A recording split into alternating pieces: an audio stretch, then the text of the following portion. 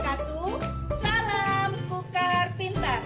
Bertemu lagi kita dalam video pembelajaran portal Pukar Pintar bersama saya Eni Fajriani dari tim Pukar Pintar pada mata pelajaran IPS terpadu kelas 8. Kali ini kita masuk pada bab 2 tentang pengaruh interaksi sosial terhadap kehidupan dengan submateri bentuk-bentuk mobilitas sosial.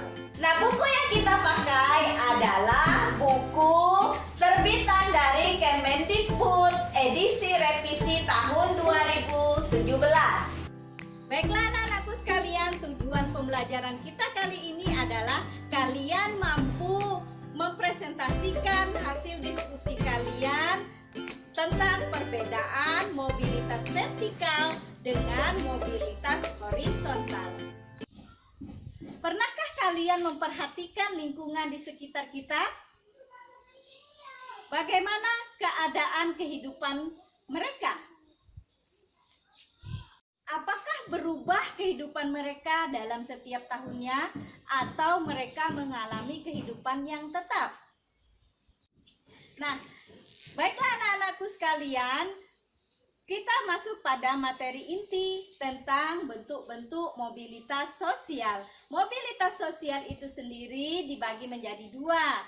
Satu, mobilitas vertikal. Dua, mobilitas horizontal. Nah, mobilitas vertikal itu sendiri dibagi juga menjadi dua. Ada mobilitas vertikal climbing dan ada mobilitas vertikal sinking. Apa itu mobilitas vertikal? Mobilitas vertikal adalah perpindahan seseorang atau kelompok dari suatu kedudukan sosial ke kedudukan sosial yang lain yang tidak sederajat. Baik itu pindah ke tingkat yang lebih tinggi atau social climbing, atau turun ke tingkat yang lebih rendah atau social sinking. Mobilitas social climbing adalah mobilitas yang terjadi karena adanya peningkatan status atau kedudukan seseorang atau naiknya orang-orang berstatus sosial rendah ke status sosial yang lebih tinggi. Mobilitas social sinking adalah proses penurunan status atau kedudukan seseorang. Proses penurunan ini seringkali menimbulkan gejolak kejiwaan pada seseorang karena ada perubahan pada hak dan kewajibannya. Mobilitas horizontal. Apa itu mobilitas horizontal? Mobilitas horizontal adalah perpindahan status sosial seseorang atau kelompok orang dalam lapisan sosial yang sama. Contoh dari mobilitas vertikal yang climbing yaitu jabatan seorang guru. Kemudian karena prestasi atau dia sudah golongannya tinggi, kemudian dia ditunjuk menjadi kepala sekolah. Contoh dari mobilitas vertikal sinking yaitu seorang direktur, kemudian karena dia melakukan kesalahan atau masa jabatannya habis, dia diturunkan menjadi karyawan biasa.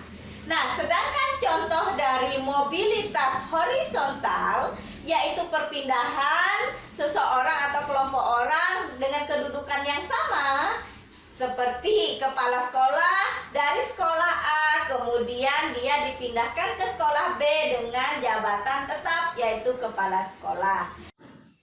Baiklah anak-anakku sekalian, untuk lebih memahami tentang bentuk-bentuk mobilitas sosial, kali ini kalian akan mengerjakan 2 lembar kerja peserta didik.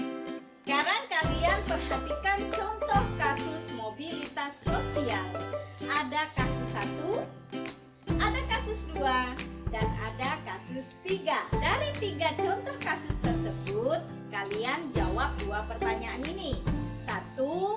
Jelaskan perbedaan mobilitas vertikal dan mobilitas horizontal.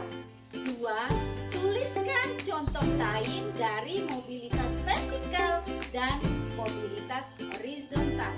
Nah, sedangkan lembar kerja yang kedua, kalian perhatikan pertanyaan berikut. 1. Satu, perhatikan orang-orang yang ada di sekitar tempat tinggalmu.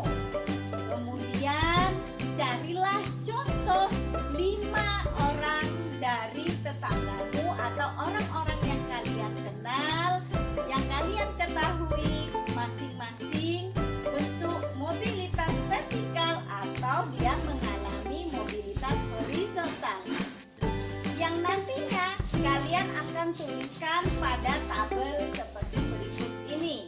Di tabel tersebut kalian menuliskan nama orang yang mengalami mobilitas sosial, kemudian mobilitas bentuk apa saja nanti, ada apakah dia mengalami mobilitas vertikal atau dia mengalami mobilitas horizontal.